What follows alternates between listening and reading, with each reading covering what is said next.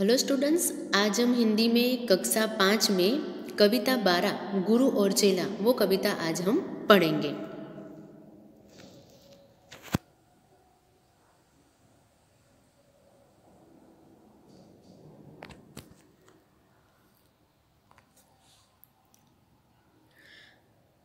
कविता number 12 गुरु और चेला। बच्चों, ये एक कविता है और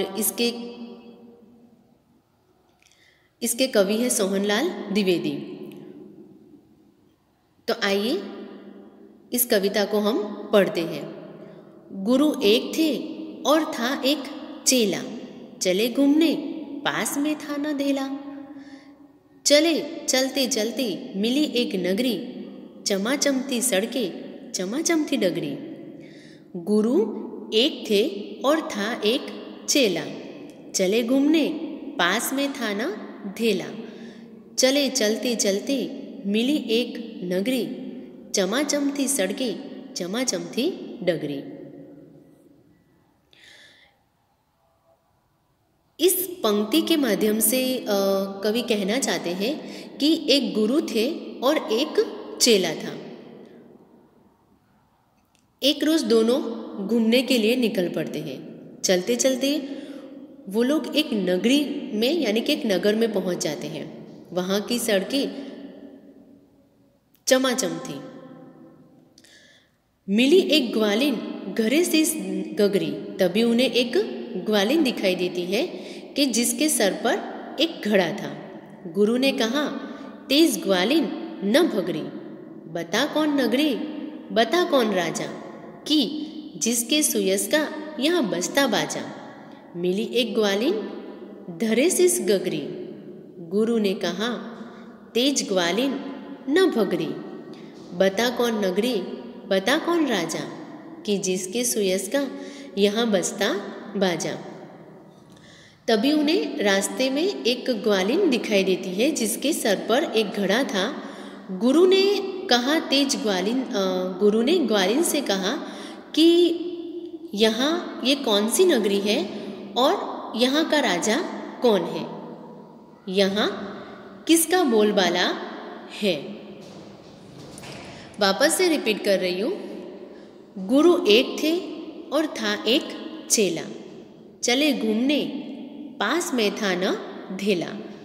चले चलते चलते मिली एक नगरी, चमाचमती सड़कें चमाचमती डगरी। मिली एक ग्वालिन धरे सिस गगरी। गुरु ने कहा, तेज ग्वालिन न भगरी, बता कौन नगरी बता कौन राजा, कि जिसके सुयस का यहाँ बजता बाजा। एक गुरु थे और उसका एक चेला था। वो दोनों एक रोज घूमने के लिए निकल पड़ते हैं। चलते चलते वो लोग एक नगर में पहुंचते हैं जहाँ की सड़कें भी चमाचम थी। तभी उन्हें एक ग्वालिन दिखाई देती है और गुरु ग्वालिन से पूछते हैं कि यहाँ ये कौन सी नगरी है और यहाँ का राजा कौन है और यहाँ किसका बोलबाला है।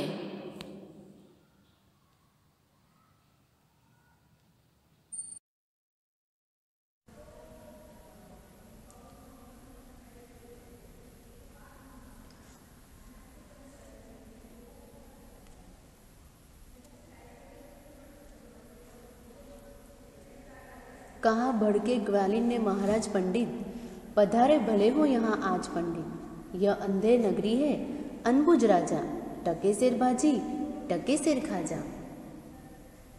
गुरु ने कहा, जान देना नहीं है, मुसीबत मुझे मोल लेना नहीं है। न जाने की अंधेर हो कौन क्षण में, यहाँ ठीक रहना समझता न मन में। इन पंक्तियों के माध्यम से कवि कहना चाहते हैं कि गुरु ने जब ग्वालिन से पूछा कि यह कौन सी नगरी है और यहाँ का राजा कौन है, तो ग्वालिन ने कहा, महाराज पंडित, भले ही आप यहाँ आए हैं, लेकिन यह अंधेर नगरी है। इसका राजा मूर्ख है। यहाँ सब कुछ टके से मिलता है, चाहे वो भाजी हो या खाजा। यह सुनकर गुरु घबरा गए। उनको लगा कि यहाँ रहना खतरे से खाली नहीं है, जाने किस वक्त मुसीबत हमारे पीछे पड़ जाए। अतः गुरु का मन कहता है कि यहाँ से चले जाना ही उचित होगा। गुरु ने कहा, किंतु चेला न माना। गुरु को विवश हो पड़ा लौट जाना। गुरुजी गए, रह गया किंतु चेला, यही सोचता होगा मोटा अकेला। कवि इन पंक्तियों के माध्यम से कहना चाहते हैं कि गुरु मूर्ख राजा की अंधेर नगरी को छोड़कर चेला से चलने को कहते हैं, किंतु चेला नहीं माना। गुरुजी विवश होकर चले गए और चेला वहीं रह गया।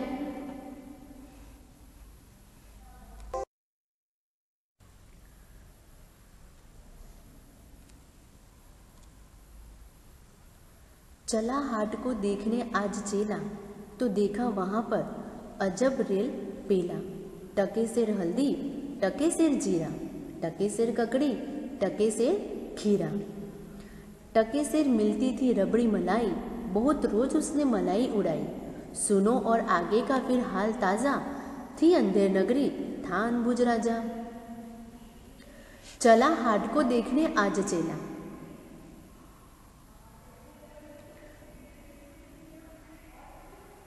एक दिन चेला वहाँ का बाजार देखने गया, हाट यानी कि बाजार देखने गया, तो वह जानकर हैरान रह गया। क्या कि वहाँ पर सब कुछ टके सिर बिक रहा था, चाहे वो हल्दी हो, जीरा हो या ककड़ी हो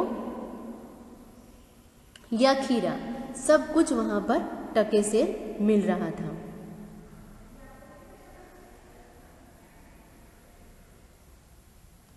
टके सिर मिलती थी रबड़ी मलाई, यानी कि टके सिर रबड़ी मलाई भी टके सिर मिलती थी। बहुत रोज उसने मलाई उड़ाई। चेले ने खूब रबड़ी मलाई खाई। सुनो और आगे का फिर हाल ताजा, और आगे का हाल सुनो कि थी अंधेर नगरी, था अनबुझ राजा, यानी कि एक अंधेर नगरी थी और उसका अनबुझ यानी कि मूर्ख राजा था।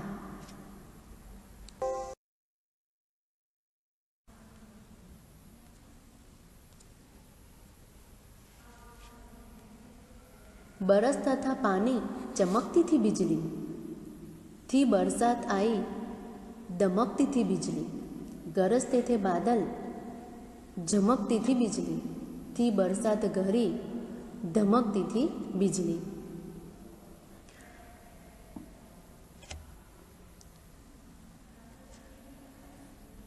उस साल वहाँ खूब बारिश हुई थी। बरसता था पानी, चमकती थी बिजली, यानी कि वहाँ पर बहुत बारिश हुई थी, तो खूब बिजली चमकती थी और खूब बादल वहाँ पर गरज रहे थे।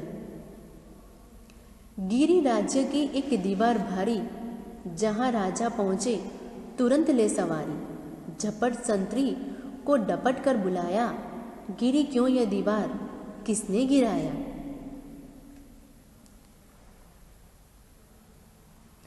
गिरी राज्य की एक दीवार भारी, एक राज्य की दीवार गिर गई, जहाँ राजा पहुँचे तुरंत ले सवारी। झपट संतरी को डपट कर बुलाया, गिरी क्यों यह दीवार, किसने गिराया। कहा संतरी ने, महाराज साहब, न इसमें खता मेरी, ना मेरा कर्तव्य। यह दीवार कमजोर पहले बनी थी, इसी से गिरी, यह न मोटी घनी थी। कवि इन पंक्तियों के माध्यम से कहना चाहते हैं कि बारिश की वजह से राज्य की एक दीवार गिर गई थी। राजा तुरंत वहां पहुंच गए। उन्होंने संतरी को बुलाया और उससे दीवार गिरने का कारण पूछा। झपट संतरी को डपट बुलाया, यानी उन्होंने तुरंत संतरी को बुलाया और दीवार गिरने का कारण पूछा। संतरी ने फौरन जवाब दिया। कहा संतरी ने, महाराज साहब, संतरी ने फौरन जवाब दिया कि दीवार उसकी गलती से नहीं गिरी है। दरअसल दीवार कमज़ोर थी, न इसमें खता मेरी न मेरा करतब, यानी कि दीवार उसकी गलती से नहीं गिरी है। यह दीवार कमज़ोर पहले बनी थी, यानी कि यह दीवार कमज़ोर बनी थी, इसी से यह दीवार गिर गई, क्योंकि यह मोटी और घनी भी नहीं थी, इसलिए शायद यह दीवार गिर गई।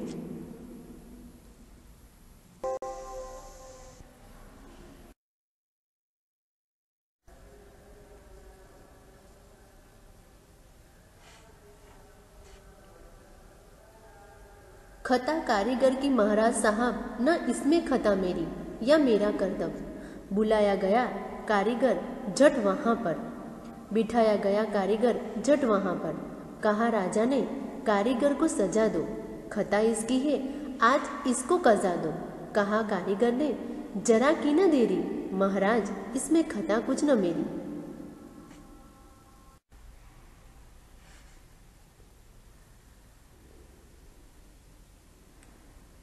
कवि इन पंक्तियों के माध्यम से कहना चाहते हैं कि राजा ने जब संतरी से दीवार गिरने का कारण पूछा तो उसने कहा कि दीवार कमज़ोर बनी थी इसलिए गिर गई। इसमें गलती उसकी नहीं बल्कि कारीगर की है। कहा राजा ने कारीगर को सजा दो। राजा ने कारीगर को फौरन बुलाया गया। राजा ने कारीगर को सजा देने का आदेश दे दिया। कारीगर बिना देरी किए बोल पड़ा। कहा कारीगर ने जरा की न देरी, यानी कारीगर बिना देरी किए बोल पड़ा, महाराज इसमें खता कुछ न मेरी, महाराज इसमें मेरी कोई गलती नहीं है, मुझे क्षमा करें। वापस से दोहराती हूँ, खता कारीगर की महाराज साहब, न इसमें खता मेरी या मेरा करतब। बुलाया गया कारीगर झट वहाँ पर, बिठाया गया कारीगर झट वहाँ पर। कहा राजा ने कारीगर को सजा दो, खता इसकी है आज इसको कजा दो। कहा कारीगर ने जरा की न देरी, महाराज इसमें खता कुछ न मेरी। राजा ने जब संतरी से दीवार गिरने का कारण पूछा तो उसने कहा कि दीवार कमज़ोर बनी थी इसलिए वह गिर गई। इसमें गलती उसकी नहीं बल्कि किसकी है, कारीगर की है। अब जब संतरी ने कारीगर का नाम लिया तो कारीगर को फौरन बुलाया गया और राजा ने कारीगर को बुलाया और उसे सजा देने का आदेश भी दे दिया। तब कारीगर ने बिना देरी किए वो बोल पड़ा कि महाराज इसमें मेरी कोई गलती नहीं है, इसलिए मुझे क्षमा करें।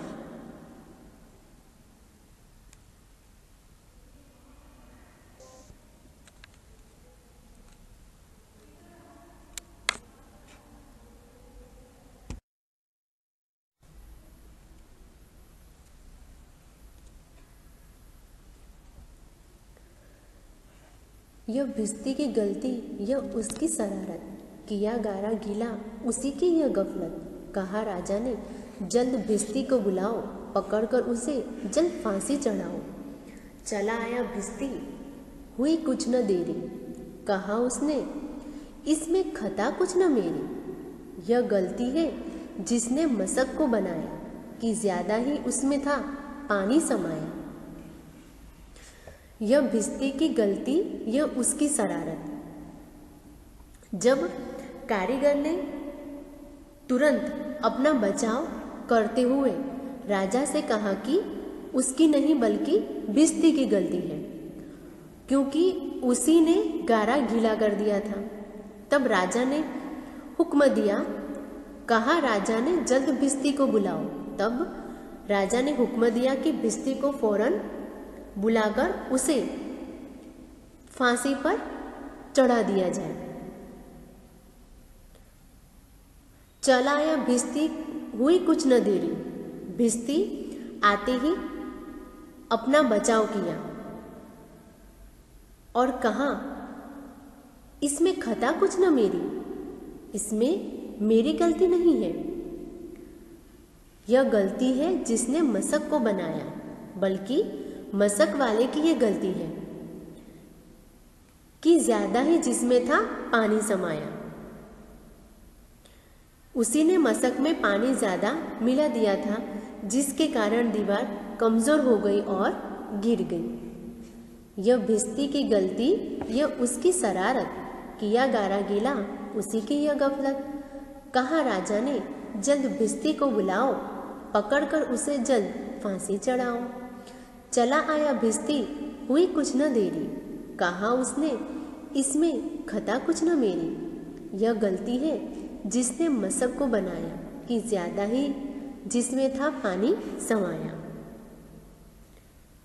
जब कारीगर ने तुरंत अपना बचाव करते हुए राजा से कहा कि इसमें उसकी गलती नहीं, बल्कि किसकी गलती है? भिस्ती की गलती है, क्योंकि उसी ने ही गारा को गीला कर दिया था।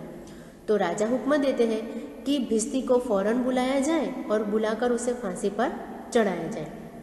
अब भिस्ती आया, तो भिस्ती आते ही उसने क्या कर दिया? अपना बचाव करने लगा और कहने लगा, इसमें मेरी गलती नहीं है, बल्कि मशक बनाने वाले की गलती है। उसी ने मशक में पानी ज्यादा मिला दिया था, जिसके कारण यह दीवार कमजोर हो गई और गिर गई।